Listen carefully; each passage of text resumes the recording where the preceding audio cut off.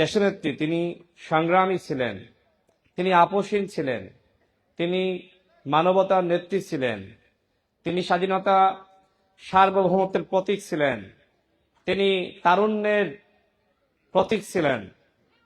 আমি তার সাথে দুইবার সাক্ষাৎ করার সুযোগ পেয়েছি এবং সর্বশেষ সশস্ত্র বাহিনী দিবসে তিনি এসেছিলেন, সেখানে আমি তাকে সালাম দিয়েছিলাম। কিন্তু এই সালামই যে আসলে শেষ সালাম হবে, এই সাক্ষাৎই যে শেষ সাক্ষাৎ হবে, সেটা তো আসলে আমরা কেউ বুঝি নাই।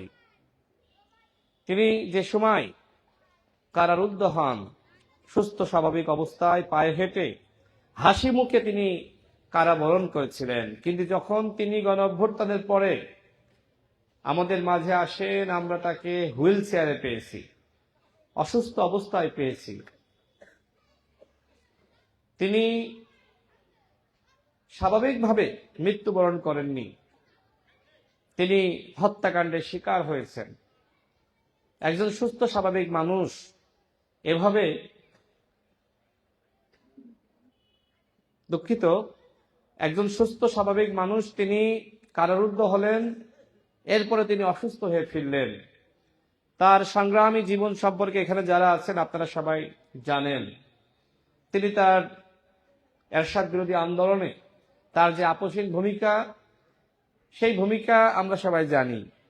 তাকে কেন আপোষহীন বলা হয়? একজন গৃহবধূ, তিনি কিভাবে, তার ভিতরে নেতৃত্বের কি এমন গুণাবলী ছিল যে তিনি 3 বার প্রধানমন্ত্রী হলেন এবং বাংলাদেশের ইতিহাসে প্রথম নারী প্রধানমন্ত্রী।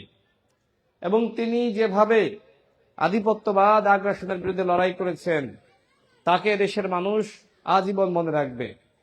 তার জন্য আমি আপনাদের সবার কাছে দোয়া চাই, আল্লাহ যেন তাকে জান্নাতবাসী করেন।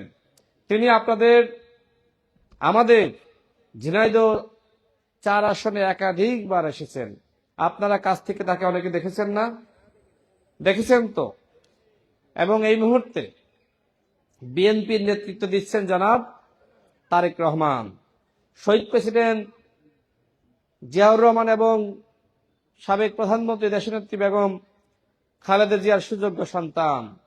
আপনারা এখানে এই অঞ্চলের মানুষ যারা উপস্থিত হয়েছেন, আপনারা তার নেতৃত্বের উপর আস্থা বিশ্বাস রাখেন তো?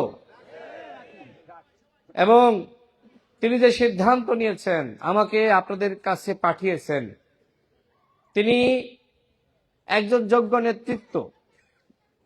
এইবার যেখানে যাদেরকে নমিনেশন দেওয়া হয়েছে সার্ভে করার মধ্য দিয়ে, আমি দৃঢ় বিশ্বাস করি আপনারা এখানে যারা আছেন, জনাব তারেক রহমানের নেতৃত্ব মেনে বিএনপিকে সংগঠিত করে আগামী দিনে যাতে বিএনপি এদেশের রাষ্ট্র পরিচালনায় যেতে পারে, এই জন্য আপনারা একতাবদ্ধ হয়ে কাজ করবেন ইনশাআল্লাহ। এখানে যারা আছেন আপনারা বলেন, আপনারা একতাবদ্ধ থাকবেন তো ইনশাআল্লাহ? জনাব তারেক রহমানের নেতৃত্ব মেনে একসাথে কাজ করবেন তো ইনশাআল্লাহ? করবেন তো ইনশাআল্লাহ? আমি যেটা বিশ্বাস করি, আপনারা তারেক রহমানের নেতৃত্বের বাইরে যাবেন না। জনাব তারেক রহমানকে চ্যালেঞ্জ করে কোনো কিছু করার সুযোগ আছে? বেল্টু ভাইয়ের কথা অনেকে বলেন, স্বপন ভাই বলেছেন এবং অন্যান্যরাও বলেছেন যারা বেল্টু ভাইয়ের সাথে রাজনীতি করেছেন। আমাকে তো আপনারা টেলিভিশন টকশোতে দেখেছেন, হয়তো কাছ থেকে দেখেননি, তাই না? টেলিভিশন টকশোতে দেখেন নাই। আমি আপনাদের অপরিচিত কেউ না, পরিচিত, কিন্তু হয়তো কাছ থেকে দেখা হয়নি, তাই না? তো এখন ইনশাআল্লাহ আপনাদের সাথে আমার দেখা হবে। আমি অধিকাংশ ইউনিয়নে ইতিমধ্যে গিয়েছি এবং এইভাবে আপনাদের হয়ে, আপনাদের সাথে নিয়ে ঝিনাইদহ 4 আসনের উন্নয়নে কাজ করতে চাই। আপনারা আমার পাশে থাকবেন তো ইনশাআল্লাহ? আপনারা পাশে যদি থাকেন, আমি যদি বিশ্বাস করি ঝিনাইদহ 4 আসন হবে বাংলাদেশের মধ্যে সবথেকে সমৃদ্ধ আসন, মডেল আসন এবং 1 নম্বর আসন।